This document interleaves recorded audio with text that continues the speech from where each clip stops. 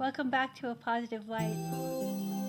I'm your host, Joni Lane, owner and operator of A Positive Light Meditation Center in Kelseyville, California. You've been listening to Wicca Magic by Sam Houston, that's Euston, from his Beyond the Crescent Moon album. If you're interested in purchasing the album, it can be found on his website, samhouston.com. I'd like to thank LCM TV for having me back again this week. And I'd like to remind folks that tuning into A Positive Light, you get a calendar of our events, and every week we hold meditation classes. Every Tuesday Monday and Tuesday, we have meditation classes. Tonight is Monday at 7 o'clock. We have our meta meditation class beginning tonight. And that is no cost. We do accept donations, though, and we appreciate all the donations that you can afford to give. Tuesdays, we have our 12 and Zen at 7 p.m., and that is also no cost. The 12 and Zen is based on a book by Bill Krumbein called 12 and Zen, and it is based on the traditional AA 12 steps, but it goes further, and we have our Zen practitioner 12 steps, as well as our societal normal 12 steps. And what we do is we take a step every week and we pair that with a koan, a Buddhist koan, which is a parable or a story. And we meditate on that in comparison to the step and see what comes up for us. It's a way of looking at life a little bit differently. It helps us broaden our awareness and our insight. And it's always very fascinating. If we have 10 people in class, we have 10 different insights and 10 different ideas and 10 different views. So I learn a lot every week from everyone, and I love the class. So again, it's Monday and Tuesday nights at 7 o'clock. And you can find the information on my website, which is apositivelight.com. You can email me with any questions at Joanie, Joanie, at apositivelight.com, or call me 707-279-6031. And that information will be up on your screen from time to time throughout today's broadcast. As I said, we are a nonprofit and we run on donations. If you can donate, we appreciate it. Often people can't afford it. They have a bad month and it's a little challenging, so they don't contribute. But maybe the next month is a little better and they can contribute some more. The average donation for every class is about $5 or $10. And every once in a while I see a generous donation of $20 to $100 in there. So it all goes toward running the center, keeping things upgraded, paying for the classes. And as I said, it's a tax-deductible donation, so you can get a receipt for that too. Today I would like to set the intention for the show to say to yourself, I will develop and contribute to healthy relationships by accepting myself, healing myself, allowing myself to grow, and loving myself. Today we'll talk about meditation and our relationships. We'll begin with loving relationships. Committing to another person is a spiritual process, whether that commitment is a wedding or a commitment ceremony, or even just deciding to live together. Making the commitment to share your life with someone else is a huge responsibility to yourself and to the relationship. When we commit, what does that truly mean? We all know that, at least what we've heard, that we can't love another person deeply until we truly and deeply love ourselves. That's not always that easy to do. It's often very easy to transfer our love to another person, but to love ourselves is very difficult sometimes. Some of us didn't have loving homes. Our parents perhaps went through divorce. Oftentimes when people come from broken homes, they've experienced some really traumatic upheaval. And they've witnessed harsh language and accusations and broken trust. And that's very difficult for a child to base their future loving relationships on, because there's no solid foundation. And creating a healthy relationship with a life partner can be more difficult for those who's had this shaky upbringing. That's not to say that those who came from a loving home with loving parents who stayed together and were happy will have it much easier creating a healthy relationship, because life happens, and sometimes the experiences we have in the process of growing up can be really traumatic and difficult as well. And often the feelings of the relationship were led by the emotions in the beginning of the relationship. We're overwhelmed by the rush of endorphins and those wonderful feelings that we all experience in the new love we have found. And we kind of get caught up in the river of that emotion. But what happens when things get real and we begin to see the little things that we don't like so much in our partner? We find ourselves criticizing and judging our partner's actions or behaviors. And we begin to ask ourselves, what happened? Where did the loving feelings go? Often this is when we begin to lay blame on our partner for not living up to what we expected, or the agreements that we thought we made with our partner.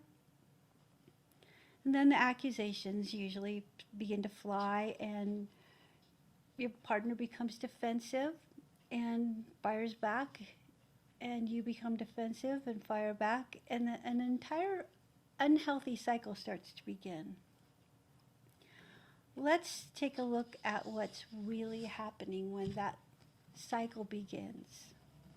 First of all, it's not your partner's fault. It's us. We are the problem. When we see behavior that we don't like or makes us uncomfortable, it's a wonderful sign that we often misread. We think the sign says, hey, there's something wrong with your behavior. But what the sign really is saying is there's something I'm not taking care of in myself. This is a big deal. If you can actually see that it's not someone else's fault, that it's really up to you and something going on inside of you, it's a really big deal. That's a huge thing to discover. It's a gift to discover it, because now you can become aware of things and work on them. And you might ask yourself, how can I be the problem? They're the ones not behaving the way I expected them to behave. Well, actually, the other person may have a problem, but that's their problem to deal with. And your problem with their problem is yours to deal with. Sometimes people say and do things we don't like. And it happens. It's up to us to tell them that we don't like it, or we don't like what they did or said, and then it made us feel bad. That's a healthy way of taking care of ourselves, of putting up boundaries and not allowing people to go past a certain point, because we need to protect ourselves and love ourselves. But laying blame on other people is not taking care of yourself, because you are not looking at what the real problem is. What's the number one cause of unhappiness in a relationship? Many therapists have been studying this for years and years, and the one thing that they all come up with is a sense of unworthiness.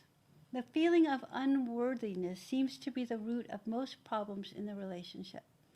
Let's take a look at what the feelings of unworthiness are. What lies beneath the criticism and contempt in relationships? The contempt in relationships can begin with all kinds of history from our childhood. We see things we don't like reflected in other people's behavior, and we begin to criticize that. It makes us uncomfortable. We don't like that. But it's not them. We need to learn to deal with what is coming up when we see behavior that makes us uncomfortable. What's coming up in our background that we haven't really dealt with. As children, we didn't have the tools to deal with those things. But now as adults, we can take a look at them in a more mature way. Step back a little bit emotionally from what the issue is and take an objective view of it. Kind of take it apart into pieces and look at it. Hiding what you don't like about yourself has a deep effect on other relationships. And the more we don't like about ourselves, the more negative reactions we receive from others. I don't think this is something that most of us think about. Most of us don't realize that what we hide from ourselves is actually the root of a problem in a communication with another person. It's a really important thing to look at. If we want to be happy adults, we need to really look at the stuff that makes us unhappy. And it's our stuff. It's not someone else's. So many times I hear this from men. If she knew who I really was, deep down inside, she would be disgusted, or at the very least, really not like me. Well, let's look at this statement. Two things come up here. If you don't like who you are or the things you've done, it's time for you to work on those things and begin to clear the air with yourself. You can ask yourself, is this the truth? Or is this a statement, an attempt to manipulate the relationship by martyring yourself? Poor me. I'm the victim of my choices, my actions, or my traumas in my life. Poor me, poor me. And you're making me feel bad. Actually, that can't really happen unless you allow that to happen. But That's not to say that things haven't happened to you that upset you. You know, we do have things in life that are traumatic and they do affect us. And it's kind of easy to slip into the poor me syndrome. And as much as people may sympathize with us, it doesn't really solve the problem. And the problem remains, and it keeps getting in the way of our healthy relationships because we don't really know how to deal with things. I think asking yourself the question, is this the truth? Is this person's behavior really upsetting me, or is it the root of their behavior that's upsetting me? What is it in their behavior that triggers something from my past that I need to look at and lovingly approach and deal with? The truth is often what we perceive it to be. I've heard people say there's three sides to the truth. There's their opinion, your opinion, and the truth. The way we perceive things changes the truth dramatically. But once we step back from the issue and look at it from a distance, we can be more honest with ourselves. What was my participation in that? What did I do that involved myself emotionally in that? How can I separate myself emotionally from that and let it go? These are really important questions. Men are often raised to be providers and solvers. If they feel they can't do these two things, they often feel like failures. They cannot bear to look at their partner's eyes and feel weak, that they haven't met the expectations brought upon them by society. And this can cause feelings of unworthiness. It's very deep in our society, and it's not just Western culture. It's throughout the world. Men are taught to be the breadwinners, to take care of their families, to provide, to fix things. It's a lot of responsibility. And if you can't do it all the time, you feel a little guilty. You feel short of the job. On the other hand, many times women tell me he doesn't appreciate me and all the things I do for him. Well, if you look at this statement, are you going out of your way to do things for him because you're avoiding taking care of yourself? When you caretake others, you get to not take care of yourself. It's a great avoidance tactic. I don't think most of us aren't aware that we do it, but most of us do it. Perhaps you don't even appreciate that you're not doing these things for yourself. So if you say, I do so much around the house. I would take care of the laundry and the kids, and I work all day, and I come home, and I do. We know the jobs that are assigned to us by the agreements we make with our partners. But to cause resentment by doing your job and then not feeling you're getting rewarded for it is a huge sign that there's something you need to look at. What is it that you expected? What is it that you didn't make clear to your partner? Men often tell me, I really want to know what she wants, but she doesn't tell me. And women will say, well, he should know. No, actually, men don't know if you don't tell them, as same as women don't know if you don't tell them. Men aren't mind readers, and most of the time women aren't mind readers either. But if you want to have a healthy relationship with your partner, and this is not just for men and women. Depends on whether you're gay, you're straight. It doesn't matter. If you're sharing your life with someone, being honest with who you are, how you feel, why you feel that way, what your expectations are, what you need in return. This is a huge conversation, and it's usually a relationship conversation. It saves it. So this is a very important approach. If you're having difficulty in communication with your partner and you're finding yourself criticizing them, judging them, blaming them for their behaviors, stop a minute and ask yourself, where is this coming from? Is it true?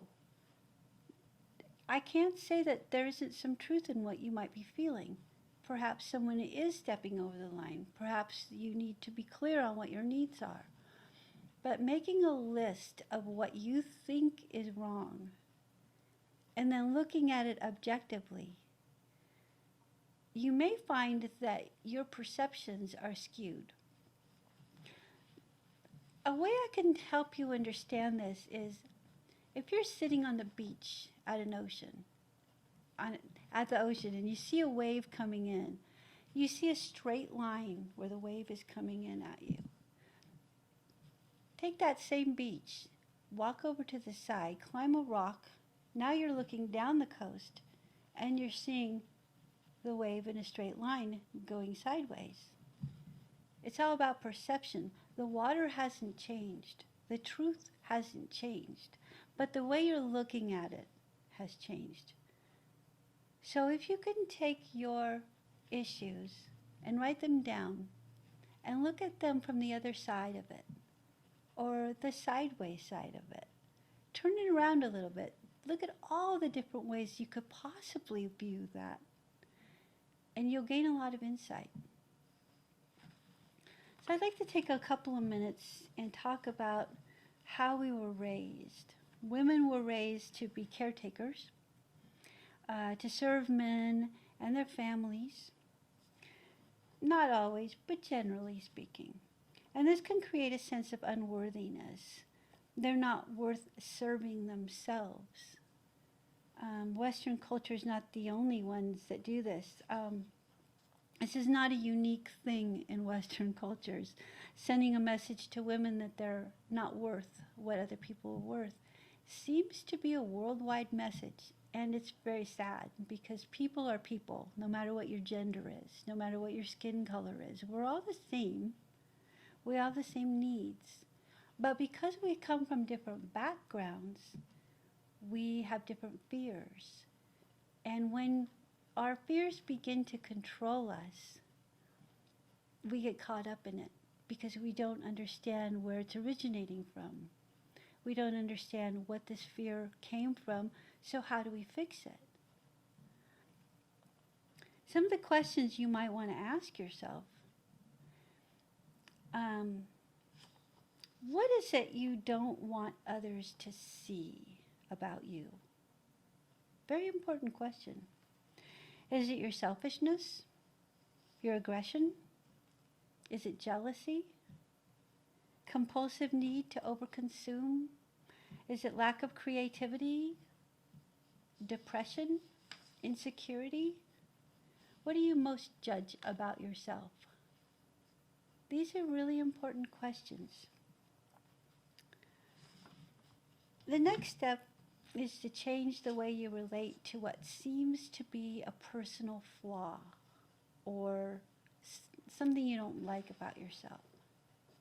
How does hiding what you don't like about yourself or aspects of your realness impact your relationships? I'm going to take a break here, but I'm going to suggest that you go back and just listen to the questions I just asked you. Maybe write them down. Take a couple minutes to think about it. You might not want to approach this today, but at least write the questions down and plant the seed that maybe you'll be able to open a door to understand yourself a little bit better by asking yourself those questions. So we're going to take a break now and play a little bit more of Sam Houston's music. Thank you, and I'll see you in a couple of minutes.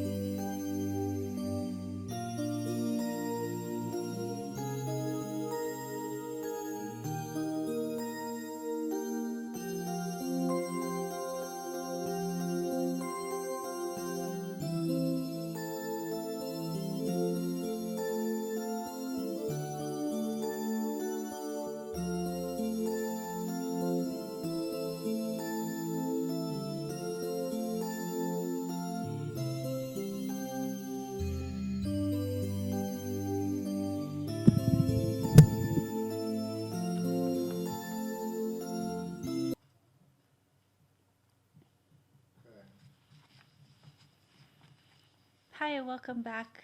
This is Joni Lane at A Positive Light. We were talking about self care and self loving. One of the things I wanted to say also is that Western culture is fairly unique in sending the message that if we take care of ourselves, we're being selfish. And selfishness in this culture is taught to be wrong. And I think being overly selfish can be detrimental to relationships too. But learning to serve yourself in a healthy, loving way can only strengthen your relationships. The more you love yourself, the more you'll be able to give love and be open to love. Did you know that it's biologically impossible to feel critical of yourself and make an open-hearted connection at the same time? Our bodies react to emotion. Our brainstem reacts to emotion. We physically shut down when we are not open to real emotion. If we have a need to have someone else fill a void in us, it does not fill a void in us. It's a distraction from what we really need to look at. It's not someone else's responsibility to make you happy. And as much as you may love someone and they make you happy to be around them, you can only truly be happy when you look at who you are and kind of tear it apart and get in there and pull out the weeds and make yourself healthy. Some people are very successful at transforming self-judgment into self-acceptance. For others, it's a struggle. You may have asked yourself these questions. Have you begun to have a healthy relationship with yourself? Do you even know who you really are? You may even be wondering, how do I start? Where do I even begin? Well, I suggest you begin here. Whenever an uncomfortable feeling comes up between you and your partner, ask yourself, am I being real? Am I being honest with myself, or am I avoiding and by laying blame? Can I love myself and grow into my true self? That's a really scary thing to do when you're being honest. Can you open up and look at who you really are and grow up and be your true self? And can I allow my partner to learn to love themselves in their own time? Can I support that growth in myself as well as in them? These sound like regular old questions, but they're very important questions, and they also bring up a lot of fear, because now, as a grown-up, you need to look at the truth of who you are. Take responsibility for your actions. Take responsibility for your part in anything that happened in your life. Not everything was good, and some things were out of our control, but how we react to that is in our control. It's not easy. It takes work. But we have to be willing to be honest and love ourselves. I don't think we were put on this planet to criticize ourselves. We're all good people inside. We have all gone through various traumatic events, emotional, physical, both.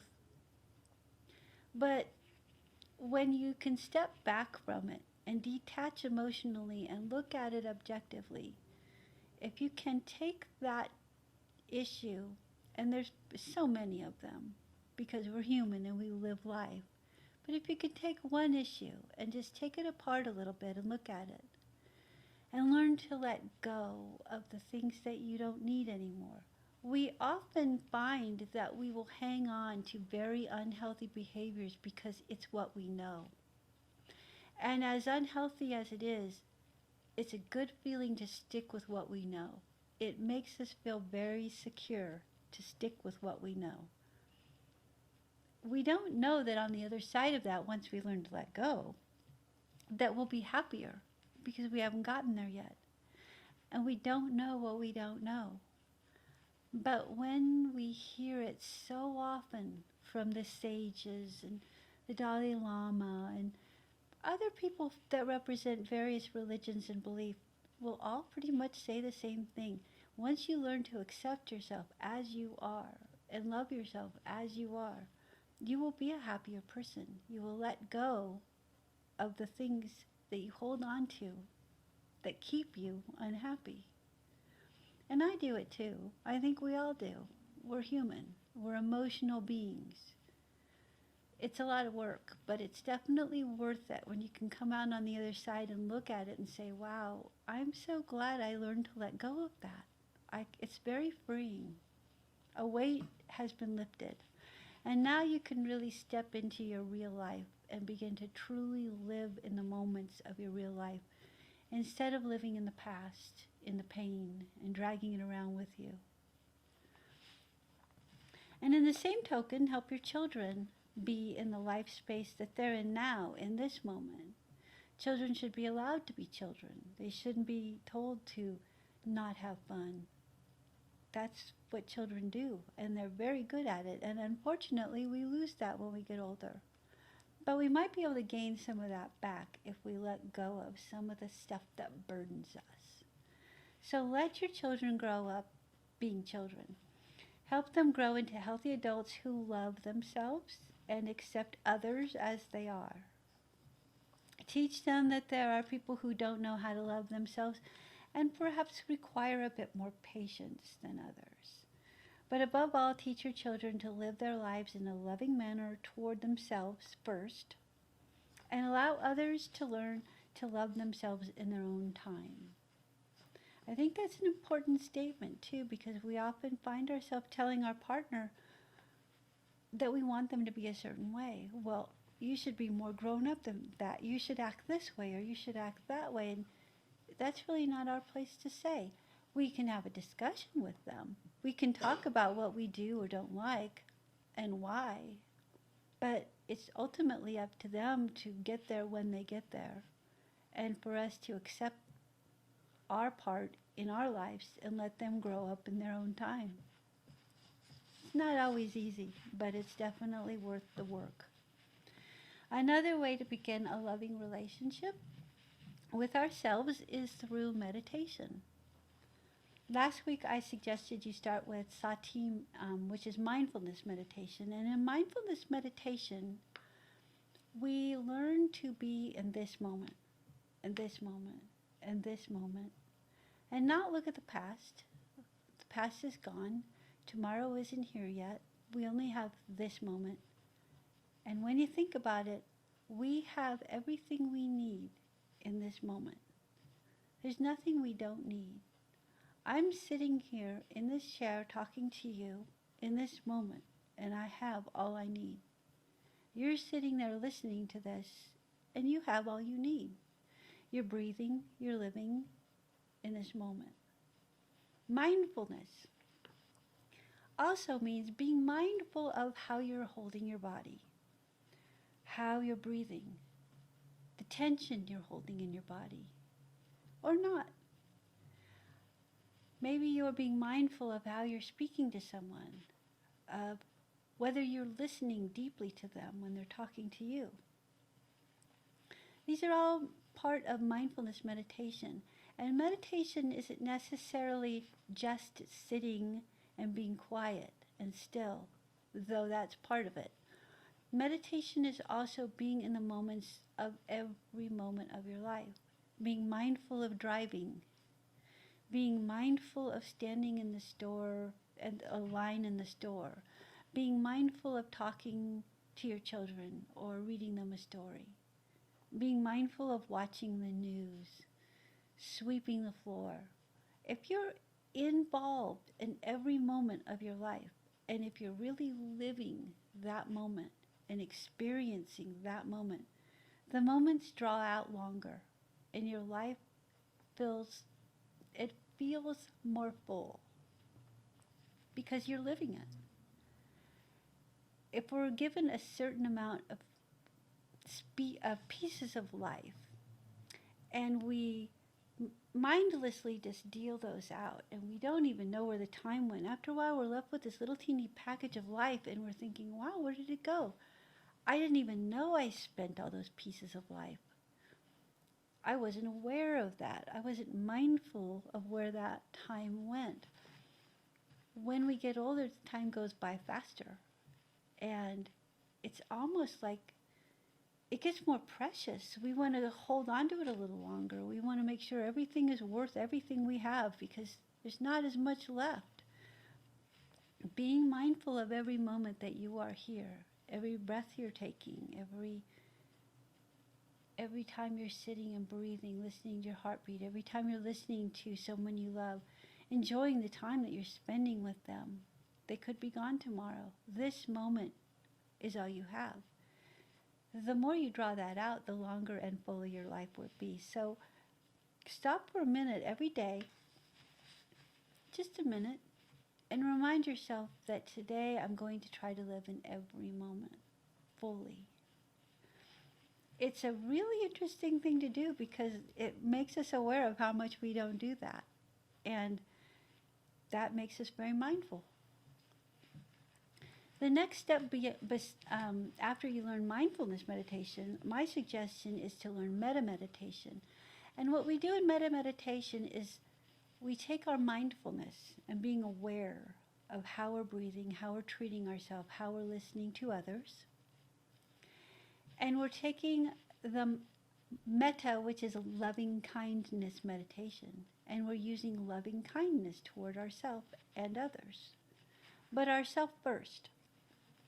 The more we learn to love how we react with people, how we interact with people, how we act with ourselves, the voices we speak in our heads to ourselves, the things we say to ourselves. If we're mindful of talking to ourselves in a loving manner, talking to other people in a loving manner, we'll become more aware of when we're not doing that. And rather than criticize that, if you catch yourself doing that, don't have any judgment about it. Don't hold any judgment around yourself. Don't hold any criticism. Become aware that you may or may not be using loving energy toward yourself. Once you become aware of it, you will mindfully be using more loving energy toward yourself. So in loving kindness meditation, there's a couple of things you can do. You might just take 5 minutes and sit quietly and listen to your breath and mindfully be aware of your breath and letting go of thoughts that come in. Letting go of thoughts is not easy because we're people and we have brains and they think. But you can take that thought and you can use it in a mantra. And it will keep your mind from wandering to other areas and help you stay in a mindful place. And to help you be in a loving place while you do that, you can repeat things in your mind such as, may you be well, may I be well, may we be well. So you may take a deep breath in and listen to your breath. As you exhale, notice your lungs filling, letting your body relax as you exhale. And you may say to yourself in your mind, may you be happy, may I be happy, may we be happy. May I be well, may you be well, may we be well. If you repeat that to yourself, it allows your mind to focus on one thing, and it allows your mind to focus on loving, positive energy. It helps the other thoughts from creeping in and interrupting your mindfulness. You can also use phrases such as, I am kind, I am compassionate, I am loving. Breathing in, I am kind, I am compassionate, I am loving. I am kind, I am compassionate, I am loving. If you repeat that phrase to yourself while you're meditating, it will help you become compassionate and kind and loving toward yourself as it opens up that loving energy. It helps you connect with it. And if you hang out there long enough, it becomes part of your daily routine and your daily actions and your daily interactions with other people. allowing yourself to feel loving energy and just be in the loving energy just for a few minutes every day helps your awareness, helps you become mindful of living in loving energy. By doing this, we can remind ourselves to concentrate and to strengthen our higher being. And we also stimulate our positive energies and solidify our goodness deep inside of our being. We all have these emotions and we all have a root feeling of goodness, but we often lose our connection with it. And so to reconnect with that loving energy, just take a few moments, breathe, and remind yourself that you are kind, you are compassionate, and you are loving. And the more you remind yourself of that and the more you connect with that again, the more you can act that way toward yourself and others. So be kind to yourself in your meditations, and it will help you be kind to other people and make the world a better place. One of the things I also wanted to talk a little bit about was Reiki. And I am a Reiki master teacher. I hold Reiki classes, I have Reiki students, and I hold Reiki healing circles. What is Reiki? Reiki is Japanese. Rei meaning universal or all, and ki or chi meaning energy. We are energy beings. We have electronic brains. We send electronic impulses through our systems. If I tell my hand to raise, my brain has just sent an electrical impulse to my hand that made it raise. We are electrical beings. We are energy beings. Our brains are electronic mechanisms that can direct thought. And when you can direct thought, you are directing energy. Every thought we have is energy. Every intention we have is energy. And I would say that in Reiki, intention is the biggest word. My intention to send good, loving energy toward myself, just in the fact that I intend to do that, actually is what's creating the happening. So if I have a sore elbow and I want to make it feel better, I'm intentionally concentrating my mind, which is an electrical component, directing energy to my elbow with the intention to help it feel better. There's been studies done where it's been proven that this actually helps cells heal on a cellular level, and the tissues and inflammation can be reduced using Reiki healing. It's a very powerful tool. I love to do it. I hold Reiki healing circles the last Friday of every month. This coming Friday will be the one for this month on the 27th. I have a few spaces open if you're interested in joining us. Usually fills up right away because the same people come every month. Because once they've experienced it, they're so overwhelmed with the good feeling that they get that they sign up immediately for the next class.